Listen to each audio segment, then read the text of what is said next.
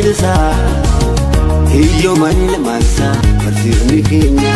dukkanaa duudhaan ibsaa jibbaa miti hunde jaalalaan magarsa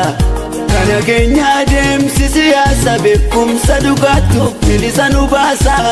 beekumsaa fi qabeenyi koo biyya kootiif yoo hin taane maalli bu'aan jireenya koo hamman argu ijaan bilisoombe sabni kiyya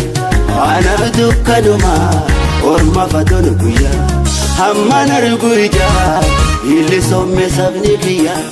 anaaf dukkanumaa orma fatonu guyyaa anaaf dukkanumaa orma fatonu guyyaa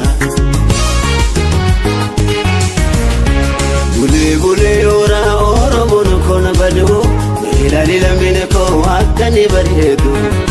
oromoon komooti gabrumaan siif sabu'aatiin abdiraatte inni gaabbu gonkumaa lubbuun koo siif badu kan jaalalaaf du'ee beeke lubbuun qabu